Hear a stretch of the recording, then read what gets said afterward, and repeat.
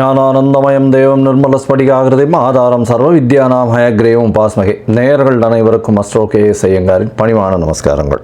மாதபல் குரோதி வருஷம் பங்குனி மாதம் 2025 மார்ச் 15 முதல் 13/4/2025 வரலும் உண்டான காலகட்டம்.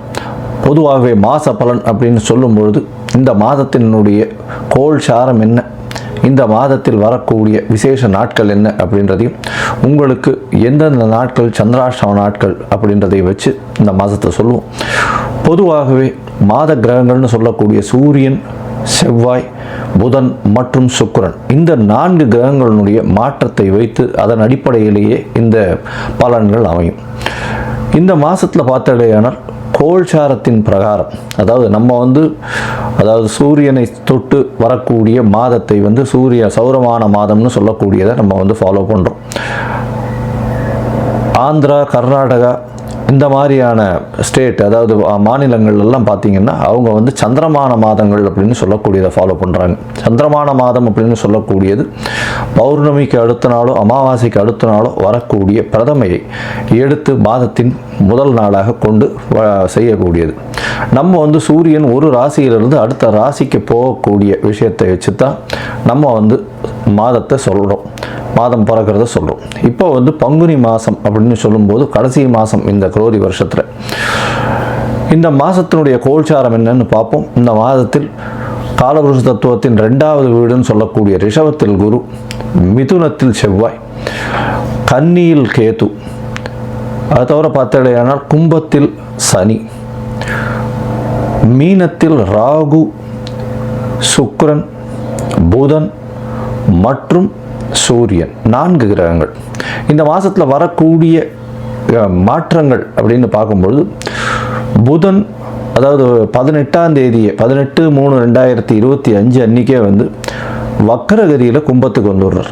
இந்த மாதத்தில் செவ்வாய் 7/4/2025, அதாவது பங்குனி மாத கடைசியில் செவ்வாய் மிதுனத்திலிருந்து கடகத்துக்கு போகிறார். ஒரு வாரம் தான் இருக்கும். ஒரு செவ்வாய் போனதுக்கப்புறம் ஒரு வாரத்தில் மாதம் மாறிடுறது. புதன் இந்த மாதத்தினுடைய கடைசி, அதாவது 10/4/2025 அன்னைக்கு அவர் மீனத்துக்கு போயிடுறார். ஸோ இந்த மாதத்தில் மாற்றங்கள் அப்படின்னு சொல்லக்கூடியது அப்படின்னு பார்த்தோம்னா இந்த சில விஷயங்கள் தான். இந்த மாதத்தில் இருக்கக்கூடிய யோகங்கள்னு பார்த்தலையானால் குருவும் சுக்கிரனும் பரிவர்த்தனை பெற்று இருப்பது பெரிய ஏற்றம். அது தவிர புதன் ஆரம்பத்திலையும் சரி கடைசிலையும் சரி நீச்சமாய் போனாலும் நீச்ச பங்கம் அடைகிறது பெரிய விசேஷம். சனியும் ஆட்சி பெற்று இருக்கார் கும்பத்தில். இதனால் இந்த மாதத்தினுடைய பலன்கள் இதனுடைய பொறுத்து வருட கிரகங்களாக இருந்தாலும் மாத கிரகங்களுடைய விசேஷத்தை பொறுத்தே நல்ல ஒரு ஏற்றத்தை கொடுக்கும். சரி, இந்த மாதத்தில் வரக்கூடிய விசேஷ நாள் அப்படின்னு சொல்லக்கூடியது இந்த மாதத்தில் வரக்கூடிய பங்குனி அமாவாசை. பங்குனி அமாவாசைன்னு சொல்கிறது 29/3/2025 அன்னைக்கு சூரியனும் சந்திரனும் ஒரே பாகையில் ஒரே ராசியில் இருக்கும் பொழுது வரக்கூடியது பங்குனி அதாவது அமாவாசைன்னு சொல்கிறோம். 0 டிகிரி சூரியனும் சந்திரனும் இருக்கக்கூடிய காலகட்டம்.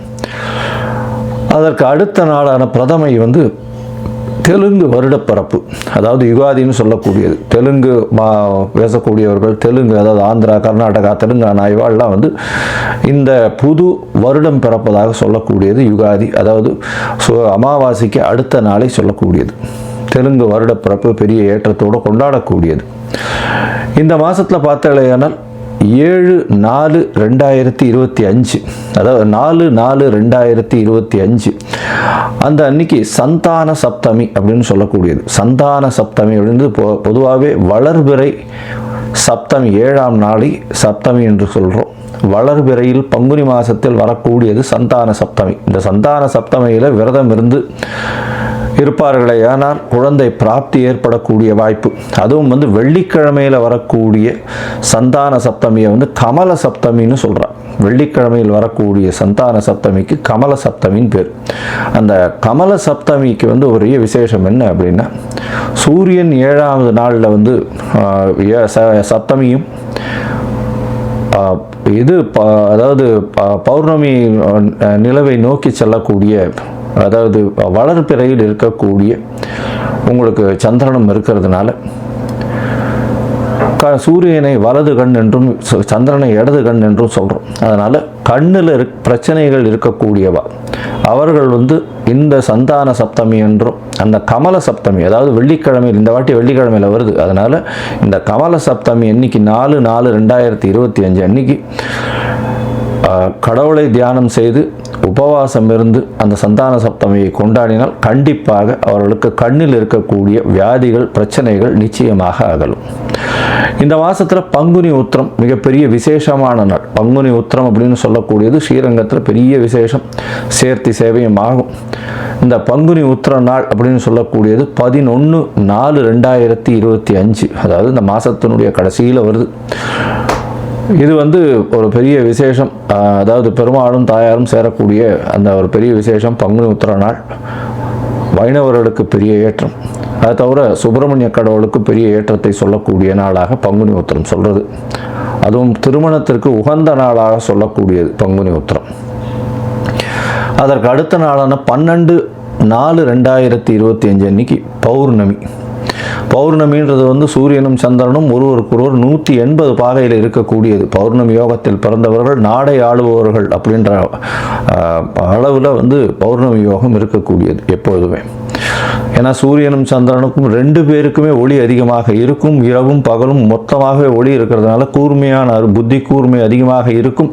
எந்த ஒரு விஷயத்திலும் அதாவது வெற்றியை நோக்கி, அவர்களுடைய இலக்கு வெற்றியை நோக்கி இருக்கக்கூடிய காலகட்டமாக இருக்கும். எல்லா விஷயத்திலையும் வெற்றி பெறக்கூடிய வாய்ப்புகள் மிகவும் அதிகம்.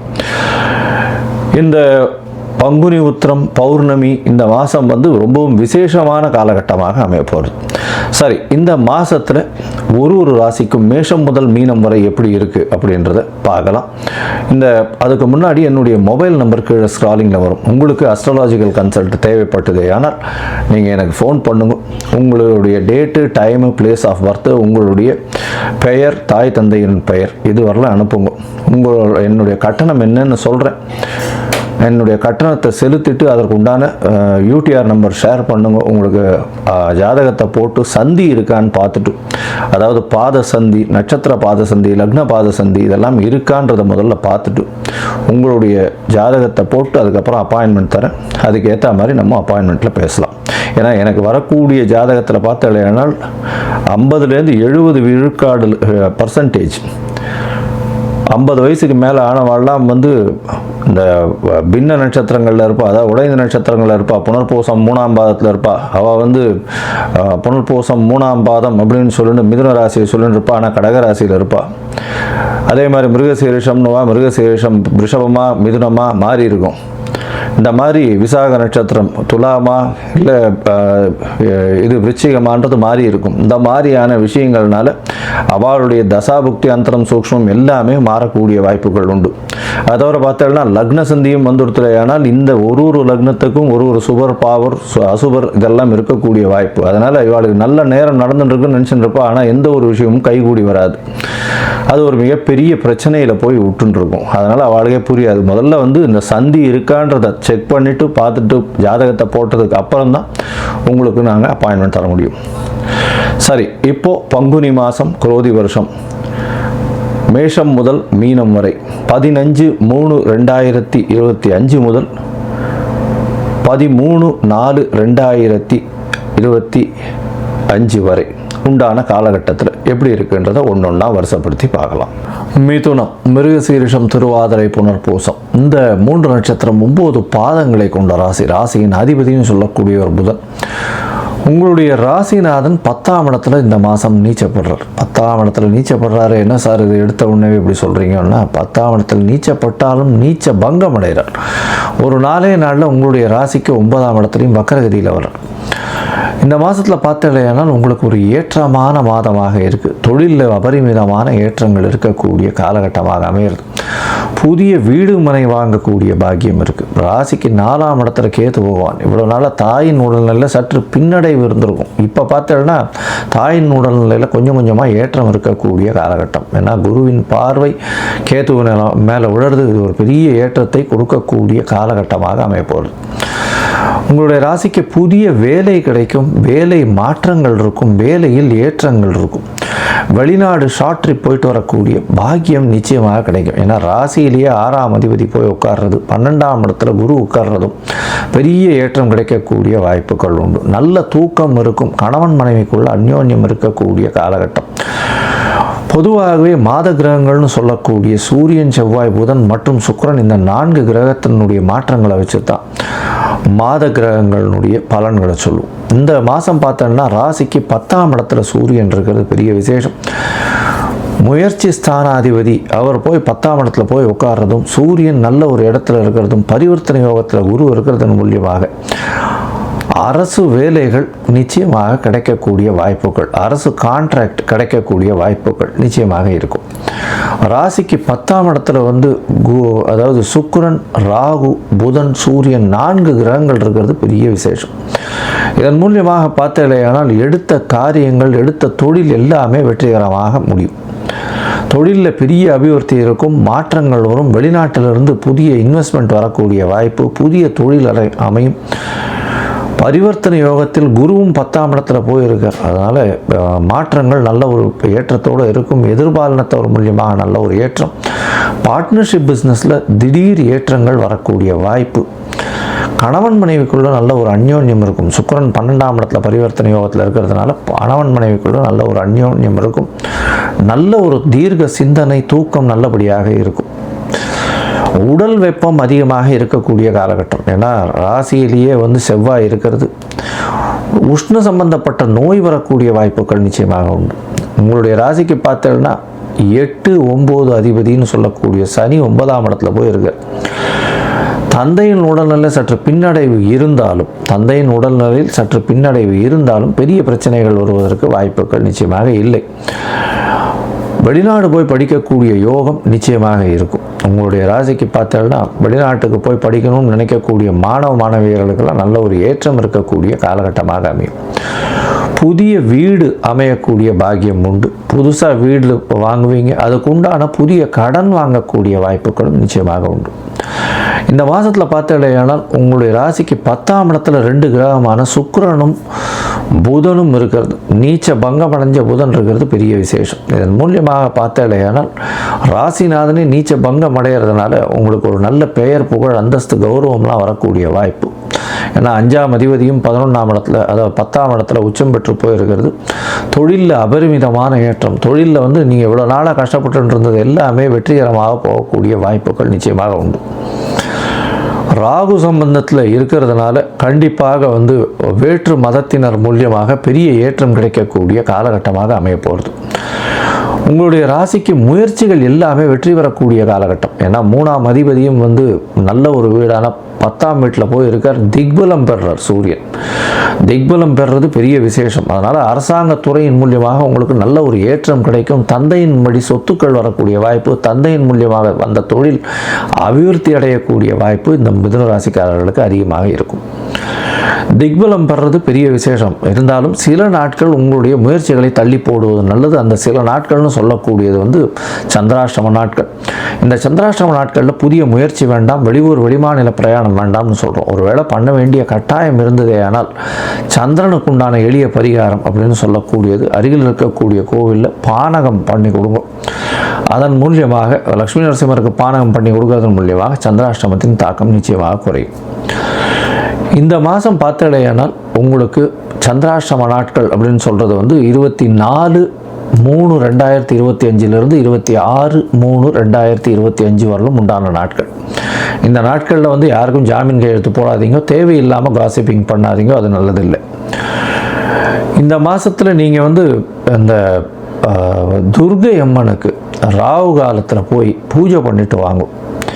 அது ஒரு பெரிய ஏற்றத்தை கண்டிப்பாக கொடுக்கும். அதை ராகு காலத்தில் 3-4 ராகு காலத்தப்போ, அதாவது செவ்வாய்க்கிழமை அன்னைக்கு போய் துர்கை சன்னதியில் போய் வழிபட்டுட்டு வர்றது ஒரு நல்ல ஏற்றத்தை கொடுக்கும். அதுவும் இந்த எலுமிச்சம்பழத்தை பாதியாக ஸ்குவீஸ் பண்ணி அது உள்ள அந்த ரிவர்ஸ் பண்ணிவிட்டு அதை கப்பு மாதிரி ஆக்கி அதில் நல்லெண்ணெய் விட்டு திரியை போட்டு, அதாவது நூல் திரியை போட்டு ஏற்றி ராகு காலத்தப்போ பண்ணுறது. அதுவும் வந்து இந்த ராகு காலத்தில் கடைசி அரை மணி நேரம்னு சொல்லக்கூடியது அமிர்த கடிகை நேரம்னு சொல்கிறது. அந்த அமிர்த கடிகை நேரத்தில் பண்ணுறதன் மூலியமாக பெரிய ஏற்றங்கள் வரக்கூடிய வாய்ப்புகள் நிச்சயமாக உண்டு. வேலையிலையும் சரி தொழிலையும் சரி பெரிய அபிவிருத்தி வரக்கூடிய பாக்கியம் உண்டு. மொத்தத்தில் பார்த்தடையானால் மிதுன ராசிக்காரர்களுக்கு ஏற்றமான காலம். தாயின் உடல்நிலையில் ஏற்றம், உடல் நலத்தில் சற்று உஷ்ணம் அதிகமாக இருக்கும். உஷ்ணம் சம்பந்தப்பட்ட பிரச்சனைகள் வரக்கூடிய வாய்ப்பு. புதிய வேலை அமையும், புதிய வீடு அமையக்கூடிய பாக்கியம், புதிய வீட்டிற்காக புதிய கடன் வாங்கக்கூடிய வாய்ப்புகள் உண்டு. தொழிலில் மாற்றம் இருக்கும். பார்ட்னர்ஷிப் பிஸ்னஸில் பெரிய ஏற்றம் இருக்கும். எதிர்பாலினத்தவர் மூலியமாக நல்ல ஒரு ஏற்றம் இருக்கக்கூடிய காலகட்டம். பரிவர்த்தனை யோகத்தின் பெயரில் கணவன் மனைவிக்குள்ள அந்யோன்யம் நல்லபடியாக இருக்கக்கூடிய காலகட்டம். தொழிலில் பெரிய ஏற்றம் இருக்கும். போட்டித் தேர்வில் வெற்றி பெறக்கூடிய பாக்கியம் நிச்சயமாக உண்டு. எடுத்த காரியங்களில் வெற்றி பெறக்கூடிய வாய்ப்பு. அரசாங்கத்தின் மூலியமாக வேலை கிடைக்கக்கூடிய பாக்கியமும், அரசாங்க சம்பந்தமாக வியாபாரம் செய்பவர்களுக்கு, அதாவது கான்ட்ராக்ட் எடுப்பவர்களுக்கு நல்ல ஒரு ஏற்றம் கிடைக்கக்கூடிய காலகட்டமாக அமையும். படிக்கக்கூடிய மாணவர்களுடைய முயற்சிகள் வெற்றி பெறும். வெளிநாடு போய் படிக்கக்கூடிய பாக்கியம் நிச்சயமாக உண்டு. மேற்படிப்பிற்காக வெளிநாடு போகக்கூடிய காலகட்டம். தந்தையின் உடல்நிலையில் சற்று கவனம் தேவை. தாயின் உடல்நிலையில் நல்ல ஒரு ஏற்றம் இருக்கும். மொத்தத்தில் பார்த்தீர்களேயானால் இந்த மாதம் நல்ல ஒரு ஏற்றமான மாதமாக இருக்கும். ராகு காலத்தில் செவ்வாய்க்கிழமை அமிர்த கடிகை நேரத்தில் விளக்கேற்றுவது துர்க்கை அம்மனுக்கு நல்ல ஒரு ஏற்றத்தையும் மாற்றத்தையும், உடலில் நல்ல ஒரு மாற்றங்களையும் கொடுக்கக்கூடிய வாய்ப்புகள் நிச்சயமாக உண்டு.